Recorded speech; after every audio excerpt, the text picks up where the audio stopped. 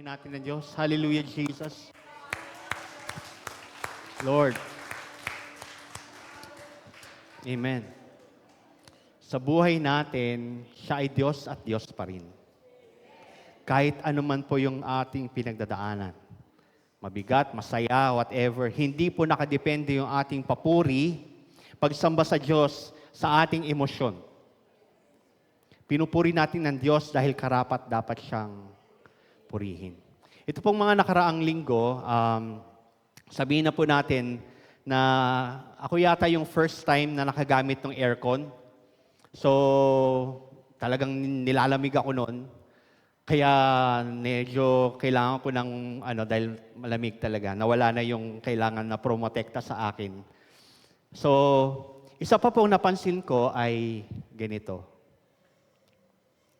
Parang napakatahimik. Napansin niyo po ba yon? Di ba nung nakaraan, may ingay ng tricycle, may tilaok ng manok. Siyempre, may mga bata pa rin talaga na umiiyak. Kasama natin yung mga bata. Salamat sa Panginoon, alam niyo po, napakagandang pagkakataon na ang mga bata ay simulan sa maliit pa talaga na uma-attend. Kailangan nararanasan nila, nararamdaman nila na parte ng buhay ang sumasamba sa Diyos at itong time ng gathering na ito. Okay din po, syempre, dapat nasa Sunday School para matuto sila ng salita ng Panginoon na mas angkop sa kanilang edad. Ano po? So, naalala ko po, sabi ko, parang nakakapanibago. Kaya nung pag-akyat ko po doon sa stage, sabi ko, parang may iba. Yun pala yun. Napakatahimik.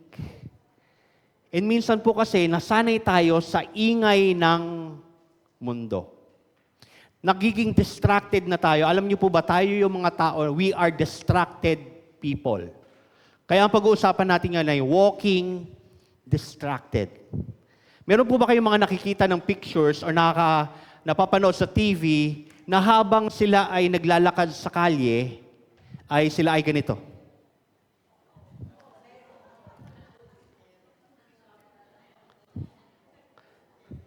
Tapos, kung may butas, shoot. Minsan ay nasa harap ng stoplight, ay nakaganon. Di ba? Anong nangyayari pa, nadidisgrasya pa. Minsan din, karaniwan, pagka ikaw ay pumunta sa restaurant or fast food, ano rin makikita natin sa mga table? Ganun pa rin. Nakakalungkot, Dapat itong device na to na magpapalapit sa atin, kasi syempre, nakakausap natin yung mga malalayo. Ang nangyayari naman ay, kinakausap mo yung nasa malayo, hindi mo na kinakausap yung nandun sa iyong tabi. Napansin po ba natin yon? Sa halip na it brings us more closer, ito pa yung nagpapalayo sa atin lahat. Bakit? Distracted ka na. Karaniwan din, pag naglalakad sa mall, nakatingin dun sa mga display. Kaya may mababangga ka pa. Tingnan mo yung dinadaanan mo. Kasi nga, bakit? We are distracted people. Naglalakad tayo na distracted. Alam niyo po ba, sa journey ng ating buhay, ganun din. Ang mundo ay kumukuha sa iyo ng atensyon. Maraming mga bagay na tinitingnan natin na mas mahalaga. Akala natin yun yung pinakamahalaga. Masyado tayong abala dun sa mga bagay na hindi dapat. Nagiging distracted tayo. Isa pa pong naalala ko, kaya pagka worship time, pagka time ng pagpupuri sa Diyos, minsan pag walang drums, parang hindi masaya. Example, birthday. Nakaranas na po ba tayo ng birthday celebration na walang tugtog? Anong damdamin? Yes. Ba't ganun? Parang malungkot. Magpatugtog ka naman. Bakit? Nasanay tayo na merong something. Mga kapatid, Dapat po ang joy ay nanggagaling sa loob palabas. Kaya minsan, ang hirap magpuri kasi distracted, walang joy. Napapansin po ba natin yan?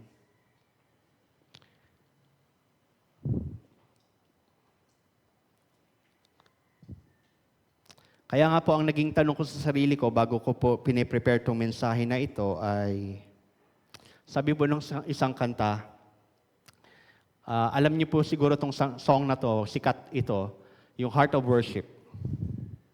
Sabi dun sa Heart of Worship, when the music fades, kung wala ng tugtog, all stripped away, tinanggal na lahat. And I simply come, ikaw na lang yung lalapit. Tanggal na lahat ng mga bagay. Tanggal yung tugtog. Tanggal yung kung ano-ano mang mga bagay na nakaka-distract sa'yo. Anong meron?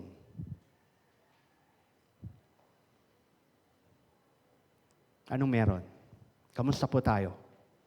Kamusta po tayo? Alam niyo po, we are so accustomed. Masyado na tayong bombarded ng attention from the world. Ang mundo ay gustong kunin lagi yung attention mo. Pag nanood ka ng TV, ay hindi na pala uso TV. Pag nanood ka ng internet, nanood sa internet, YouTube, TikTok, Facebook. Kaya nga karaniwan, ang laging tanong ko, pagkagising mo ng umaga, anong una mong hawak?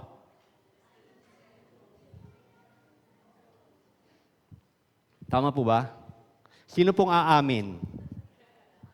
Ay, wow, may mga matatapang na umaamin. O ulit, pagkagising mo ng umaga, anong una mong hawak? Cellphone. Sino po dito ang pagkagising ng umaga ay, Lord, salamat po. Nandito pa ako.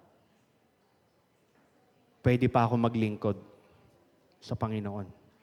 Pwede pa ako maglingkod sa iyo. Ang pupuntahan po natin na passage ay nasa Luke. So kung maaari po ay buksan po natin yung ating mga Bibles sa Luke 10. Okay? Luke 10. Babasahin ko po muna siya.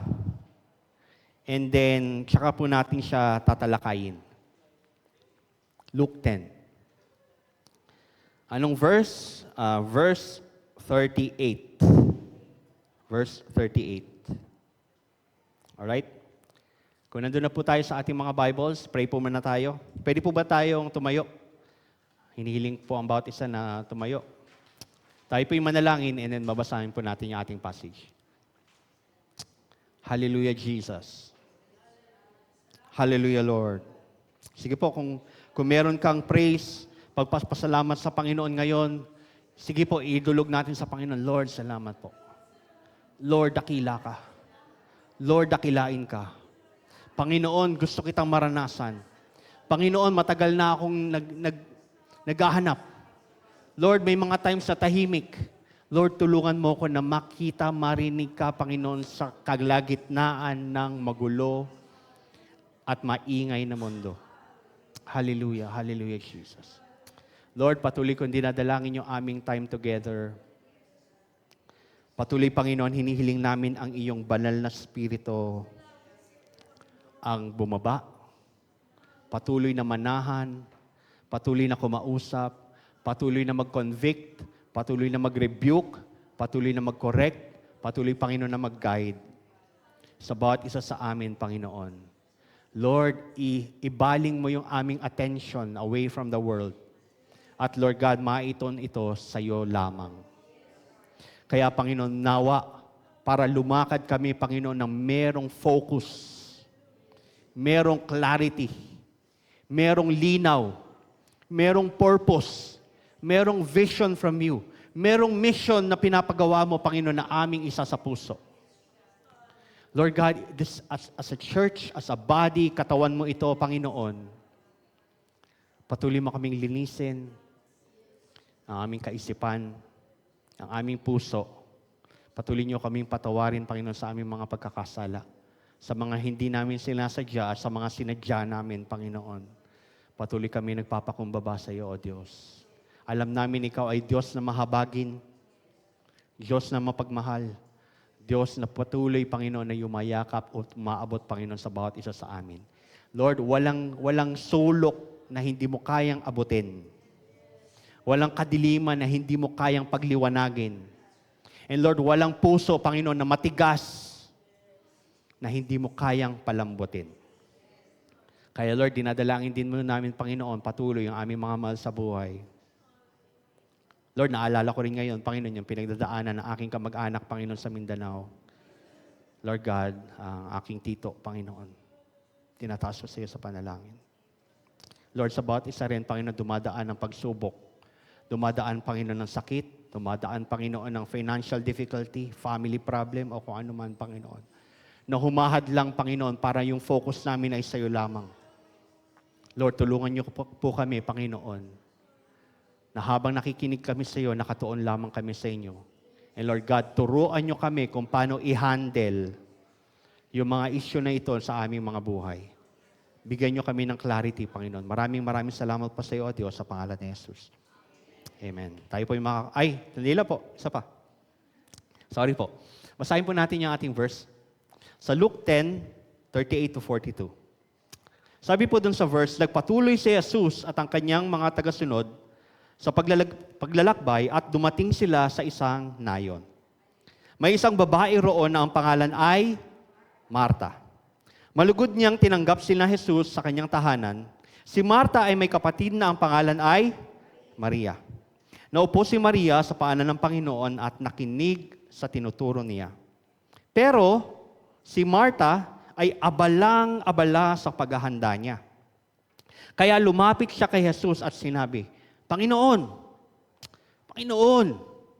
paaliwala po ba sa inyo na nakaupo lang dyan ang kapatid ko at hinahayaan ako na gumawa ng lahat? Sabihin nyo naman po sa kanya, pakiutusan naman po. Natulungan niya ako. Pero sinagot siya ng Panginoong Jesus. Sabi ni Jesus, ganito, Marta, Marta, hindi ka mapalagay at abalang-abala sa karaming bagay. Ngunit, isang bagay lang ang kailangan. At ito ang pinili ni Maria. Mas mabuti ito at walang makakakuha nito sa kanya. Tayo po'y makakaupo. Pagpalain ng Panginoon sa pagbasa ng kanyang salita. Ito po ay napakakilalang storya ng isang pamilya, magkakapatid. Actually, alam din natin yung kwento ni Lazarus. Sino po yung nakakaalala sa kwento ni Lazarus? Si Lazarus ay yung lumipad. Lumipad po ba si Lazarus? Hindi. Siya po ay binuhay. Siya yung isa sa mga tao na mababasa natin sa Bible na patay na, binuhay ng Panginoong Jesus. And then I think ito rin yung Maria na nagsabog nung pabango at pinunas kay Jesus. May mga debate tungkol dyan kung siya ba talaga yon o ibang Maria. Pero maaaring siya iyon. And then si Martha. So meron pong dalawang karakter dito na ating titingnan. Ito po yung time na ang mga disciples ni Jesus ay pinahayo ng Panginoong Jesus para magbigay, mag-share, mag-preach, magturo ng magandang balita ng gospel ng Panginoon. And sa kanilang paglalakbay ay meron na sila ngayong pinuntahan na tahanan para sila ay magpahinga. Kaya sabi po dito, nagpatuloy sila, ng mga tagasunod niya ay pumunta sa isang nayon, nandun po nakatira itong mag-anak na ito. Okay? Sino po kaya dito, halimbawa, kung si Jesus ay nabuhay sa panahon natin ngayon? Gusto niyo po ba na pumunta sa inyong tahanan? Alam mo, napaka-timely ngayon, ano? Kasi ang paligid natin ay abalang-abala. Tama po ba? Nagsasangkot siya kaninang madaling araw. Sino po ba yung minudo dyan? Wala po, walang minudo. Wala bang naghanda? Ay, wow. Meron pagkain, tanghalian, syempre. Grabe naman. Kala kasi, di ba, guilty agad eh. Meron po, pang tanghalian, tsaka hapunan. Pampamilya. Paano po kung pwede kami po bang pumunta? Okay lang po ba? Sila Milet daw po, willing. Milet, okay ba? So, ang bawat isa sa ating paligid ngayon ay abalang. Abala. Napaka-timely. Hindi ko po ito plinano. Hindi ko rin po alam na piyesta pa lang itong time na to. Kaya itong mga tagusunod niya ay pumunta sa isang nayon at doon nandun yung pamilya. Sabi doon ay malugod niyang tinanggap sina Jesus at sa kanyang tahanan. Question. Sa inyo pong busy na buhay, sa inyo pong buhay na laging abala, busy schedule, kailan yung huling beses na nag-imbita kayo ng bawat isa sa inyong tahanan? Karap. Kailan po? Kailan po yung huling time? Kapatid, tara, punta ka naman sa amin. Bible study tayo. Usap tayo. Kwentuhan tayo. Tungkol sa Panginoon, hindi tungkol kay sino Kwentuhan tayo sa buhay. May gusto akong i-share. Kailan po yung huling beses na nag-imbita kayo sa inyong tahanan? Ang presensya ng Panginoon. Time of prayer. Time of Bible study. Noong 2009 po, pre-pandemic. Di ba? Lahat tayo ganun eh. Noong pinakahuling beses na ang ating bahay ay nandoon yung ating mga kapatiran, ay 2019. 2020. Siguro magandang pagkakataon ngayon, o tingnan nyo na po sa paligid, sino kaya dito yung may imbitahan ko? Ito pa yung isa. Willing ka po ba? Are you willing to invite brothers and sisters into your home? Alam niyo po ba, isa sa value ng salita ng Panginoon ay hospitality. Hospitality. Ibig sabihin po nito ay willing kang mag-invite sa iyong tahanan. When was the last time? Kailan yung huling beses? For discipleship, for Bible study, for communion, kasama si Jesus. Ang karaniwan maririnig natin na sagot ay, Pastor, wala kasi akong oras eh. Ano yung sunod na salita doon? Busy ako. I'm distracted. Masyado marami akong kailangan asikasuhin. Maganda pong pag-isipan, Kailan yung huling beses? Meron po sinabi din dito ay sabi sa verse, naupo si Maria sa paanan ng Panginoon at nakinig sa kanyang itinuturo. Sa inyong distracted na buhay, sa ating buhay ngayon na ang daming umaagaw ng ating pansin, marami pong mga tao, kinoconsider nila ang quiet time na waste of time. Maraming mga tao, ang iniisip nila pag ikaw ay manahimik sa isang sulok, manalangin, magbasa ng iyong Biblia, mag-reflect, ano na ba yung nangyayari sa life ko? Kamusta na kaya ako? Sa kanila ay yun ay waste of time. Sayang oras ko. Marami pa akong gagawin. Marami akong pupuntahan. Marami akong kailangan ayusin. Minsan po, ang nangyayari tuloy ay yung communion natin sa Panginoon, ang nangyayari, nagiging artificial na lang. Ano ibig sabihin po ng artificial? Yung, sige, mag-gathering kami, magsasama-sama kami. And then, pagka nagsama-sama na, yung pagbabasa ng Bible, o yung usapan tungkol sa Panginoon ay, kunyari, nagsama-sama ng 2 oras. Gaano katagal doon ang talagang inaral niya yung salita ng Diyos? Gaano katagal doon sa oras na yon ng 2 hours ang nakadevote sa prayer? Aaminin na po natin, o sa hindi, 20%. At ang madalas na nangyayari po doon sa ating salo-salo o pagsasama-sama ay tawanan, trip-trip lang, kainan, and minsan, iba pa yung mapagkikwentuhan natin. Marites daw, sabi ni nanay. Wala pa kung si nanay po nagsabi nun, ha? Nagiging marites gathering. Sa halip na gathering for God. Bakit? Kasi ang pananaw natin, pag nagbuklat tayo ng Bible ng napakatagal, ay napaka-boring nito. Hindi masaya. Kaya ang gusto natin, pag nagsama-sama tayo, tawanan lang. Hanggang sa magkauwian na, tawanan na lang tayo ng tawanan. Minsan, pagkain. Dinadaan natin sa pagkain. Paramihan ng pagkain. Wala pong problema sa tawanan. Actually, it's the food for the soul. We need to laugh.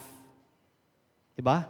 Kasi nga naman, pag ikaw ay may problema, kailangan mo rin, paminsan-minsan, itawa mo rin. Wag naman din siguro yung nasa harap ka na marami, iiyak ka, tatawa ka, iiyak ka, tatawa ka. Iba naman po yun. Ano po? May mga pagkakataon din na kailangan din natin na, tumawa. Minsan, karaniwang sinasabi ko sa mga young people dati, kapatid, tol, alam mo, yung pinagdadaanan mo na problema ngayon, darating ang time, tatawanan mo na lang yan pagdating ng time na yon. Tama po ba? May mga time na pinagdaanan tayo dito, dati, alaalala ko po noon, nung ako ay high school, so yung sabihin talagang noon pa, panahon pa ng dinosaurs, high school. Ang laging sinasabi ko sa grupo ay, bakit niya ako iniwan? Hindi ba ako pogi? Di ba problema yun ng mga karaniwan? Di ba? Problema na yun eh. Malalim na problema yun. Hindi niya ako gusto. Pag naaalala ko ngayon, matatawa ka na lang. Ano ba yun nasa isip ko noon? Pero hindi po niyo pwedeng sabihin yan sa mga high school. Kasi sa kanila, mabigat yun. Rejection yun eh. Diba? So, bawat journey ng buhay natin, may mga problema tayo na sa iba, ano ba yan? Diba? Kaya mo yan. Pero tayo, mabigat.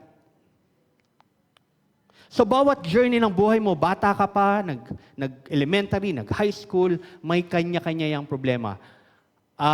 Elementary, ang pinakamatinding problema, exam na, wala akong papel. Diba? Tapos iiyak ka na nun dahil sa papel. Matinding problema yun nun. Pero kung maalala mo ngayon, hindi na.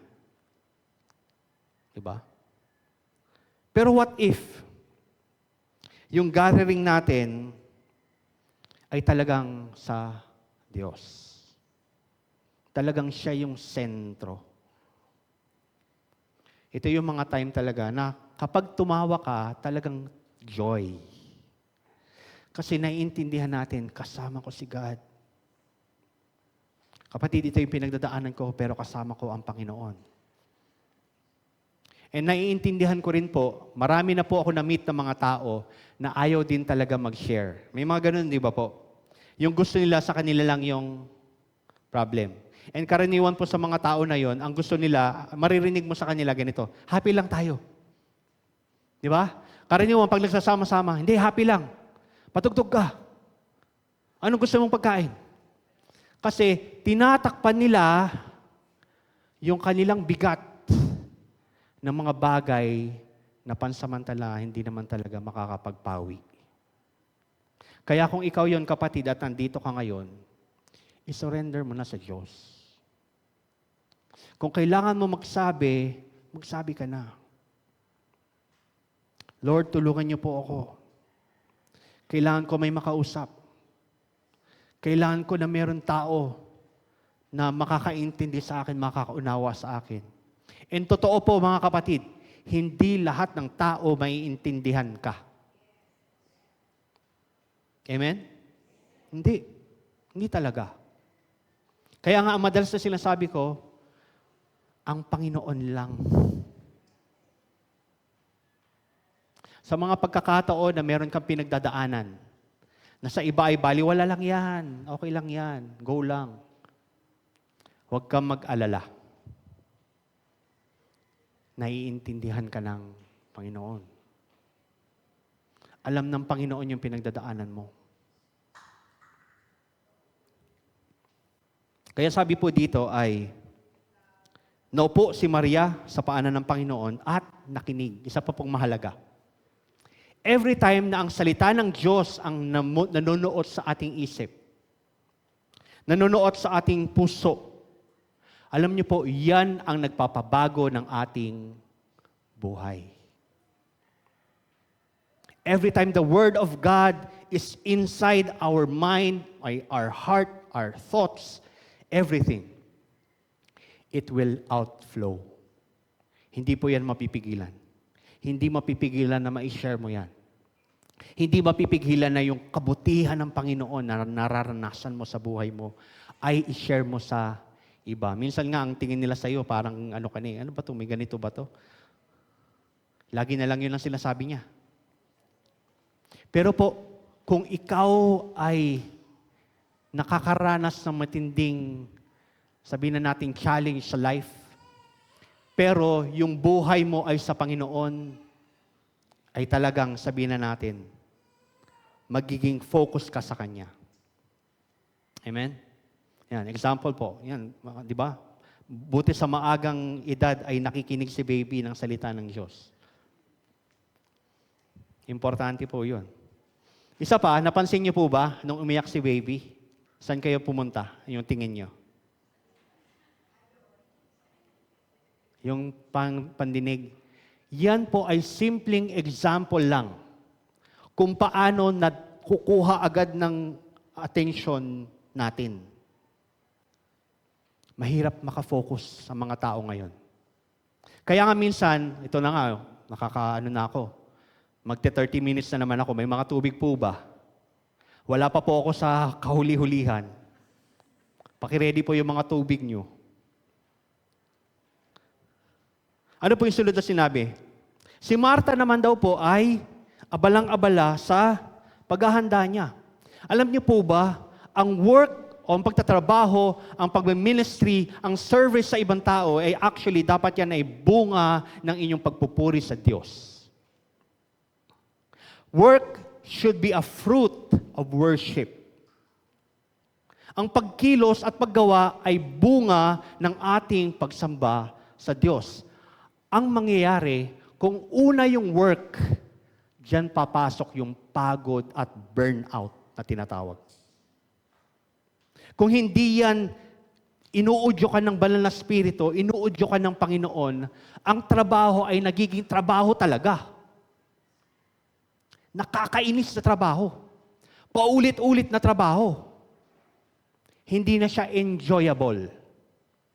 Kaya minsan, pag ikaw, di ba, nagpe-pray po tayo, karaniwan narinig po natin sa prayer meeting, panalangin niyo po ako mga kapatid. Meron pong opportunity ng trabaho. Sana po ay makuha ko. And then pinanalangin. Nakakuha ng trabaho. Nung nakakuha ng trabaho, nawala na.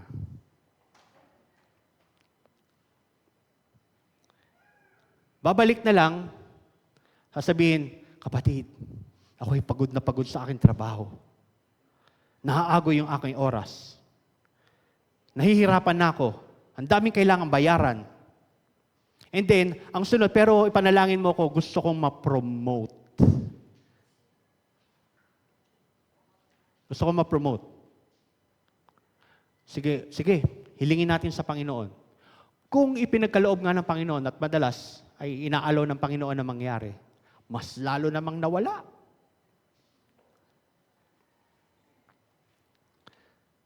Kaya ang nangyayari ngayon ay, ito yung naririnig ko karaniwan, kahit sa mga kaibigan, tropa.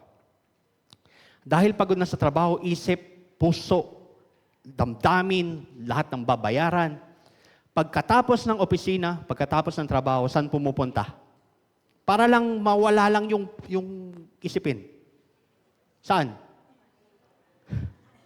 Hindi rin po ako nagsabi, no? Hindi, joke lang po, mami. Yung iba naman, mami, sa movie. Sa mga movie. Magpupunta ng, beach daw. Magpupunta ng dagat. Magpupunta kung saan-saan. Yun po ay kailangan talaga natin din. Pero ito ay nakakapag-refresh lang sa'yo pansamantala. Kailangan po ang mag-refresh sa ating lahat ay sino? Siya. Hindi yung alak. Hindi yung barkada. Hindi yung dagat. Hindi yung bundok. Siya. Again, hindi ko po sinasabi na huwag kayong mag-beach. In fact, meron po tayong kaibigan dito na nag-ano ng travel. Diba? Discount. Kailangan po natin yun. Di ba nga naman, kapag nakakita ka ng mga magagandang bagay, magpapasalamat ka sa Panginoon. Wow, ang ganda, Panginoon, talaga ng ginawa mo. Dapat ka talagang sambahin at purihin. Imagine niyo na lang po, kung baguhin na ng Panginoon ang lahat ng bagay at wala ng kasalanan. Imagine natin. Ano kayang itsura? Kung nagagandahan ka na ngayon sa ano ba yung mga magagandang lugar? Boracay, Puerto Galera, Coron, ano pa, madam? El Nido, o ibang bansa naman, New Zealand, Maldives, di ba? Di ba? Ang ganda nun. Pag tinitingnan natin sa picture, sana makapunta ako doon. Sino po yung gusto makapunta doon? Talaga? Ayaw niyo makapunta? Ako, gusto ko talaga. Diba? Siyempre, yun, sa pangarap, siyempre, mahal doon, di ba? Pero ito po yung gusto kong tingnan natin. Kung yung mga nakikita natin mga lugar na yon sa internet, sa YouTube, na magagandang lugar, nagagandahan na tayo, paano pa kaya? Paano pa kaya? Kaya puntahan daw natin. Huwag muna. Bata pa yung marami sa atin. Di ba? Yung iba, mayroon pang mga ginagawa yan. Pero kung sino po gusto mauna? Wala naman. Wala naman, di ba? Imaginein po natin, mga kapatid. Ano yung sabi nga sa Bible, no eye has seen, no ear has heard, what God has prepared for those who love Him. Wala pang nakakita, wala pang nakarinig, doon sa talagang magandang lugar na hinanda ng Panginoon sa bawat isa na nagmamahal sa Kanya. Alam niyo po, si Jesus na nanggaling doon, na bumaba dito sa lupa, ang nagsabi sa mga disciples, I'm preparing a place for you. Piniprepare ng Panginoon yung lugar para sa inyo. Sino po yung may bahay na doon? Taas ang kamay. Ay, yung iba wala pa. Hindi pa nag-sign up. Mansyon. Ilang palapag kaya? Sabi kwarto Pero ang ini-imagine ko po, baka yung sinasabi ng Panginoon na kwarto, kasi nga sa sobrang laki, ang tingin ng Diyos doon, kwarto lang. Di ba? So ano pa po? Ang trabaho should be a fruit of our worship. And minsan po, sabi nga ni Pastor James noong nakaraan na kanyang sermon, yung ating earthly body, yung ating container, ay napapagod. Nahihirapan. Kaya nga, kailangan yung, ano po yung isa? Container and treasure. Yung container, yung katawan, napapagod yan. Pero kung tayo ay nasa Panginoong Jesus, may treasure sa loob, hindi matitinag. Napapagod, yes. Nadadapa, yes. Pero nagpapatuloy. Amen? Nagpapatuloy pa rin. Kaya marami po sa atin dito, nandito pa. Nagpapatuloy pa. Minsan po, ang nangyayari sa atin, sa ating paglilingkod sa ibang tao, yun nga, napapagod tayo, lalo na pagka may mga inaalagaan tayo na ating mga kamag-anak, mahal sa buhay. Opo, talagang mahirap. Ano po? Dumadaan sa sakit. Ngayon, nasa Mindanao yung father ko. Yung tito ko ay talagang bumababa na yung kanyang blood pressure. Hindi ko pa naranasan na mag-alaga ng may sakit. Alam niyo po ba, inaamin ko to sa aking asawa, inaamin ko po sa inyo.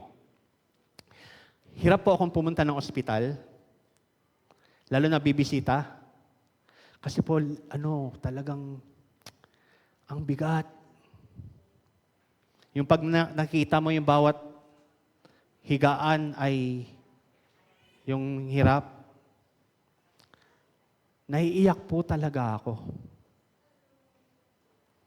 Wala rin naman akong something, kundi ipanalangin bawat isa. Alam mo, kapatid, mahal ka ng Panginoon. And hindi rin natin alam minsan yung ipapanalangin natin sa kanila. Meron po kami naging kaibigan, naging pasyente dito, hindi ko na po babanggitin yung hospital, dumadaan siya ng cancer. Yung alam mong nahihirapan siya, pero pinipilit pa rin niya ang umiti. And then, nung time na yun, Lord, ano bang prayer ko? Magpipray ako, Lord, papagalingin mo siya, ganyan. Minsan, karaniwan, sinasabi ko nga, mga kapatid, wag po ako ang hayaan nyo mag-pray sa inyo pag may sakit kayo, ha? Kasi,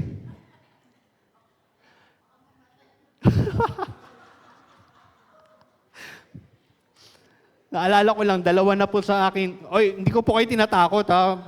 Imbitahan nyo naman din ako pagka 2 na po kasi dun sa pinag-pray ko, pinagaling na ng Panginoon talaga.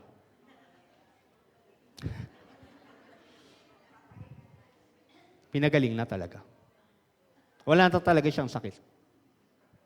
Masaya na siya. Sino po gusto magpanalangin? Ayaw. Ayaw na. Hindi, pagka may sakit po kayo, sabihin nyo sa akin, ha? Pupuntahan ko po kayo. Pero, alam nyo po, pagka laging ganun yung naririnig mo, ito po yung hindi sinasabi sa inyo ng mga pastor. Ano po? Sa atin po mga ilan. Lagi po ang mga pastor natin nakaka-receive yan ng text, ng tawag. Minsan, 10 oras ng gabi. Pastor, biruin mo yun, meron ka pampasok kinabukasan. And then tatawagan ka, kailangan ko ng panalangin.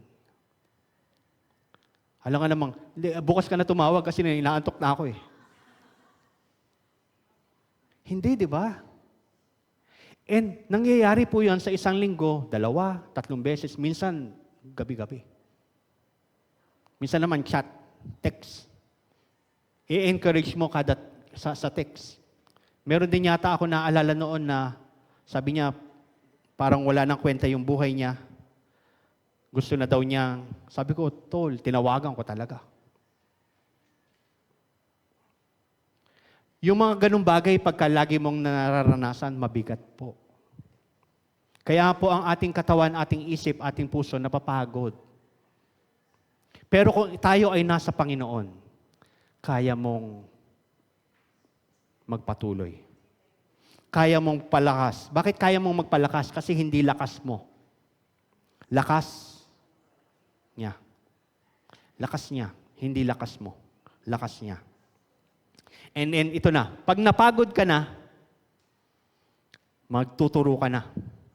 Anong sabi ni Martha dito? Panginoon, baliwala ba? Baliwala po ba sa inyo na nakaupo lang dyan? Babasahin ko po yung verse. Baliwala po ba sa inyo na nakaupo lang dyan ang aking kapatid?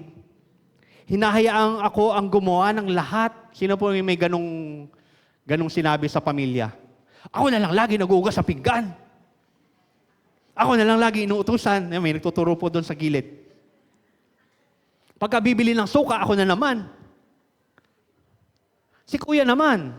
O si ate naman. O yung bunso naman. Ito naman bunso. Ito yung karaniwan na po nangyayari. O mga bunso, naiintindihan ko kayo. Inutusan si kuya, pinasakay, sunod.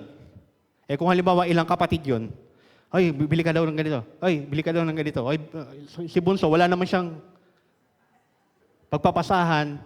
Ayun na, si bunso na naman. Sino po mga bunso dito? Naiintindihan kita. Oh, di ba, mga tol? Hindi pala medyo lang kasi panganay ako eh. Panganay po kasi ako eh. Ito na, si Martha. Pagka napapagod na po tayo na po ay nagtuturo. Tayo po ay naninisi. Si ganito, walang ginagawa. Si ganyan, dapat siya na lang. Dapat si ganito. Totoo po ba? Yun, nagtuturo na tayo. Sabi dito, sinulat ko sa akin notes, those who always get tired of the work will always look for someone to blame. Kahit po sa ministry, kahit yung po naglilingkod ka sa church, pagpagod ka na, magtuturo ka kasi si pastor, ang daming pinagawa sa akin. Kasi si Ate Jack, ang daming utos. Kasi si ganito. Lagi tayo nagtuturo. Lagi tayo naninisi. Minsan din, may maririnig tayo na ito madalas, sorry po, natawa ako kasi may naalala lang ako. Sabi, kasi wala ka nung time na kailangan kita. Nakarinig na po ako ng ganyan. Sinisisi ako. Wala daw kasi ako nung time na kailangan ako. Lagi daw kasi akong nasa church, tsaka nasa small group. Hindi po yun family member, ha?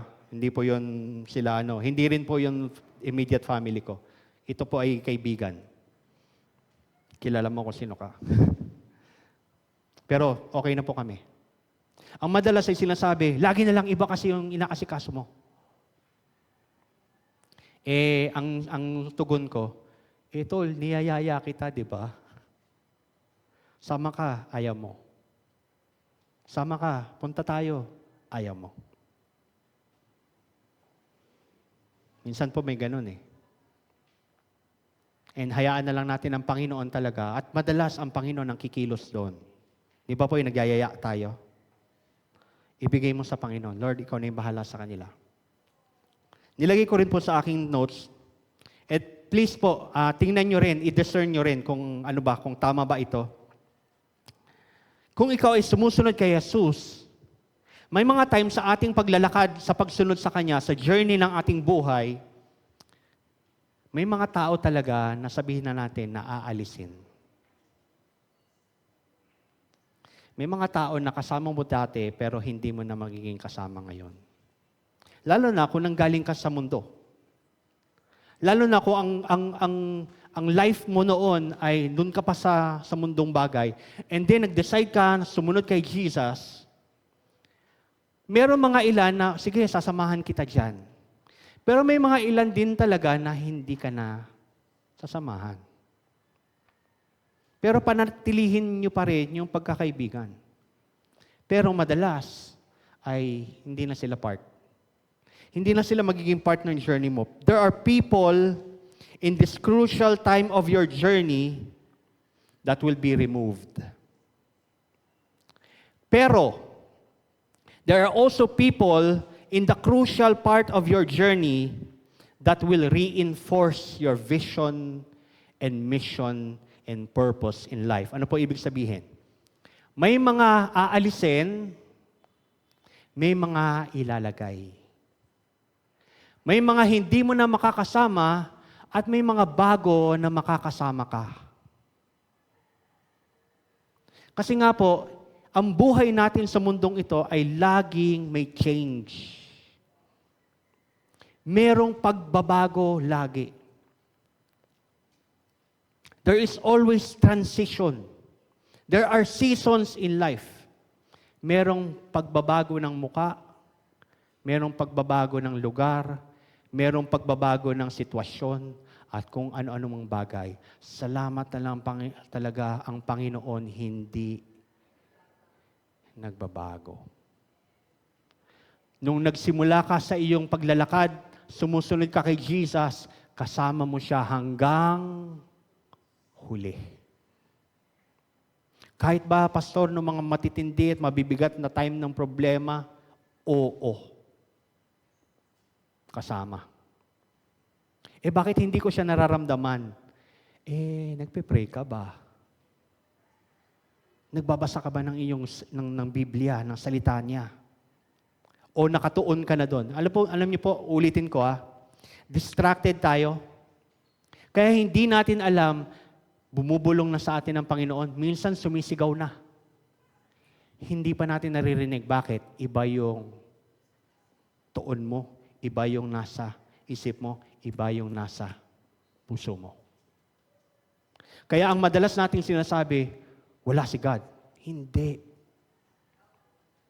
And madalas, ikaw ang wala, sabi ni Yun ang gusto ko, yung mayroong kausap Ang madalas na illustration na gusto kong gamitin lagi ay yung araw. Yung sun. May mga times po nung nakaraan na talagang buong linggo, madilim, malamig, maulan, ang sarap matulog. Nawala po ba yung araw ng mga pagkakataon na yon? Nawala ba?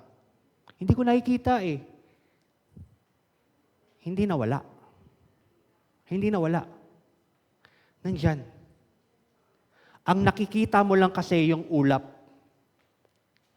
Pero yung araw, hindi yan nawawala. Lagi nandyan. Ang Panginoon, mga kapatid. Ang Panginoon, mga kapatid. Ang Espiritu ng Panginoon. Si Jesus, laging nandyan. And madalas na illustration, ang ginagawa natin ay ganito. Iniiwanan daw natin si Jesus. Sasabihin ng Panginoon, huwag mo nang puntahan yung lugar na yan. Lord, kasi nagkayayaan kami magkakaibigan Dito ka muna, Lord Iwanan muna kita dito sa Starbucks. Punta muna ako dito sa may, ang tawag doon, nanay? Kislap. Jesus, dito ka muna Actually, tayo po yung lumalayo Salapat na lang talaga sa Panginoon, lagi niya tayong sinasamahan. Doon sa mga pagkakataon na yun na alam mo, hindi na tama yung ginagawa mo, may laging bumubulong. Umalis ka na dyan. Mali na yan. Tama na. Masisira ka dyan. Mapapagod ka dyan. Mapapahamak ka dyan. Tama na. Diba? Doon sa mga pagkakataon na yun, naririnig natin siya. Anong ginagawa natin? Pero kasama natin ang Panginoon lagi. Alam niyo po, doon sa sinasabi ko kanina na journey ng buhay, naalala ko tuloy yung kwento ni Moses. Sabi ni Moses na Sabi ni God kay Moses na tinatawag siya upang kunin itong Israelita out of Egypt. Alam niyo po, when God called Moses, He only called Moses. Nung tinawag ng Diyos si Moses, ang tinawag lang niya ay actually si Moses. Bakit nadamay si Aaron? Tigas ang ulo ni Moses eh. Sabi ni Moses, hindi ko kaya. O sige, sama mo yung kapatid mo. And may mga times sa buhay natin, alam niyo po mga kapatid, maaring you need to journey alone.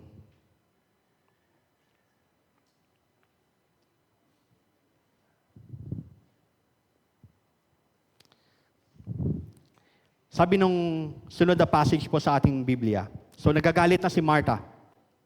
Sabihin niyo nga po, sa aking kapatid na yan, tulungan ako. Anong sabi ng Panginoon sa kanya? Ito na. Ito na po yung gusto kong matandaan natin lahat. Sabi niya, Martha, Martha, hindi ka mapalagay at abalang-abala sa maraming bagay. Ngunit, isang bagay lang ang kailangan. At ito ang pinili ni Maria. Ano kaya yung pinili ni Maria? Ano kaya yung isang mahalagang bagay? Mas mabuti ito at walang makakakuha nito sa kanya. Ano ba yung isang bagay na yon? Yes. Sa paanan ni Jesus. Ang salita niya na nagpapalakas sa ating lahat. Ang salita niya na nagbibigay sa atin ng focus dito sa distracting na mundo na to. Yun ang pinaka-mahalaga. The most important thing in the life of a follower and believer of Jesus is Him. Jesus pa rin. O, ulitin na po natin, ganito naman gawin natin. Sa halip na Martha, Martha, sabihin niyo po yung pangalan niyo. Okay lang kahit sabihin niyo ng tahimik. So, example, Chab, hindi ka mapalagay at abalang-abala sa maraming bagay. Diba? Okay, sa pangalan niyo naman. Kahit, sige, katulad ng iba, talagang ini-internalize, pumipikit. Sabihin niyo yung pangalan niyo. Basahin niyo yung verse. Chab,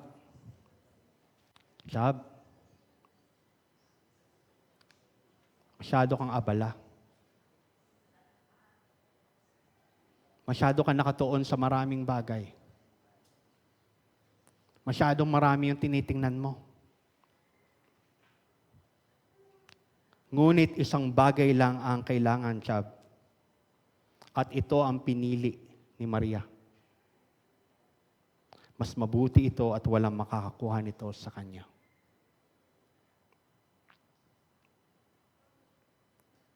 Kailan po? So ito yung sinulat ko sa aking notes habang inaaral ko po ito. Kailan? Saan? Ano? Where is your where? What? When? Ibig sabihin ng when, kailan? Where ay lugar? What? Maaring ito ay lugar din. Ang secret meeting place nyo ni God. Sige, bibigyan ko yan ng time. Saan yon? Saan yung lugar na yon? Kailan yung time na yon na nagmi-meet kayo ng Panginoon? Sa bahay, sa kwarto, sa saan ba? Sala. Minsan sasabihin natin, magulo po dun sa bahay namin. O sige, sabihin na natin sa Starbucks. Social, ano? Pa-order nga po ng isang latte. Mag-uusap lang po kami ni Lord.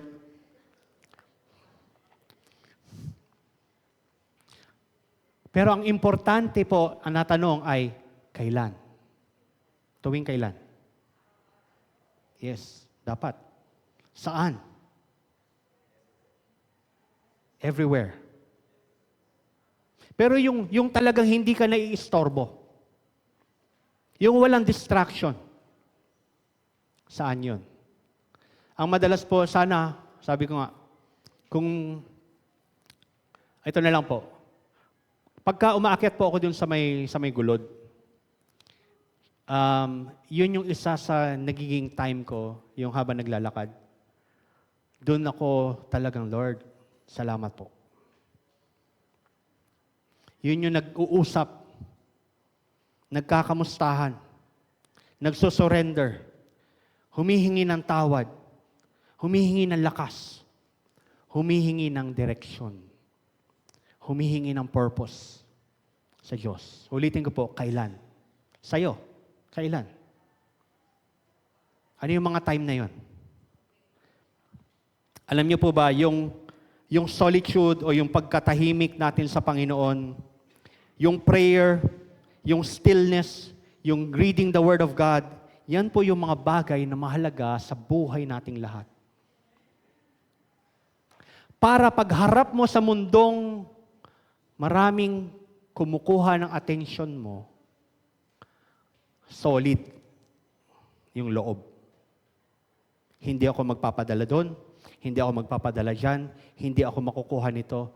Alam ko kung kanino ako. Lalong-lalo na, di ba, sa trabaho may manggagalit sa'yo. Di ba? Hindi ako magpapagalit, hindi ako maiinis. Lord, kasama kita. Ngingitian ko siya. Ipapanalangin ko pa siya. Magiging blessing pa ako sa kanya, hindi ko siya papatulan. Amen? Hindi ko siya papatulan. Alam niyo po ba, when the Spirit of God is alive in us, kung ang Espiritu ng Diyos ay buhay sa atin, hindi na tayo na mag-aantay ng external na mga bagay-bagay. Pag ang Espiritu ng Diyos ay buhay sa ating puso, sa ating isip, ito ay lalabas. Ano mangyayari? Yung iyong katawan kikilos, meron kang strength para magtrabaho, meron kang kaisipan para mag-aral, meron kang pursige na itaguyod ang iyong pamilya, tulungan ng mga kapatid, tulungan ng magulang. Bakit? Ang nag-uudyok na sa'yo ay ang Panginoon. Meron ka ng lakas para magtrabaho. Oo, mapapagod ka. Yung katawan, mapapagod. Pero yung loob, solid. Bakit? You know your purpose in life. Hindi na sasabihin mo, hahanapin ko yung sarili ko, nawawala. Hindi na. Madalas nawawala ang ating sarili kung hindi tayo naka-align sa Diyos. Yun po ang aking experience din. Tuwing may mga time na hindi ako babad sa salita ng Panginoon, ang nangyayari sa utak ko, sabog. Hindi po sabog na ano, mga kapatid, Ibig sabihin po yung ganun. Hindi yung sabog na sabog. Magulo.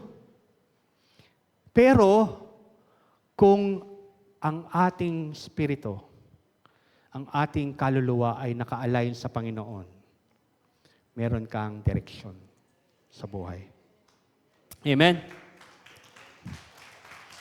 Amen? So, ito po yung tanong. Kailan ka magsisimula? Okay? Kailan ka magsisimula? Kailan ka mag-spend time? Kailan ka mag-iimbita ng mga kapatid sa iyong tahanan para magkaroon kayo ng time ng prayer? Kailan yung time na, Lord, sige po, mag-usap tayo. Ang tagal na natin hindi nag-usap. Lord, kailangan kong ma-align sa'yo. Tulungan niyo po ako. Masyado tayong, dami nating ginagawa. Ang dami nating finofocusan. Nakakalimutan natin si Jesus. Pwede po ba tayong pumikit? Amen. Tayo po lahat ay tumayo para sa ating pagwakas sa panalangin.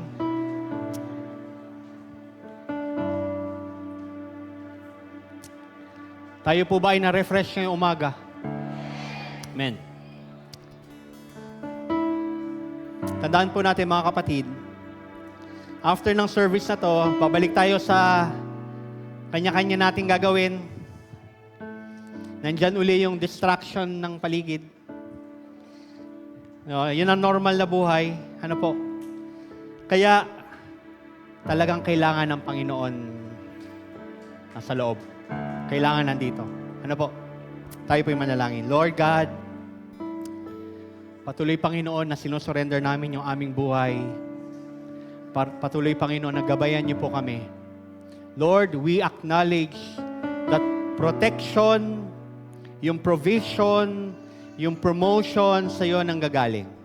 Ang lahat ng bagay sa iyo nang gagaling. Lord God, help us, Lord God, to be centered sa iyo lamang. Ikaw ang sentro ng aming buhay. Help us, Lord God, to align. Align yung aming buhay sa iyo lamang. Ikaw lang ang karapat-dapat, Panginoon. Ikaw yung pinakamahalaga. Ikaw, Panginoon, yung nag-iisa. Walang kapantay. Ang Diyos ng kapayapaan ang siyang muling bumuhay sa ating Panginoong Yesus, na dakilang pastol ng mga tupa dahil sa kanyang dugo na nagpatibay sa walang hanggang tipan. Naway ipagkaloob niya sa inyo ang lahat ng kailangan ninyo upang maisagawa ang kanyang kalooban. At sa pamamagitan ni Jesucristo ay gawin niya sa atin ang nakakalugod sa Kanya. Papurihan nawa ang Panginoong Yesus. Sa lahat po ay magsabi ng Amen. God bless you po. Habang sa ating paglabas, pwede po ba nating kamayan ng bawat isa? Pwede po ba nating batiin? So God bless everyone.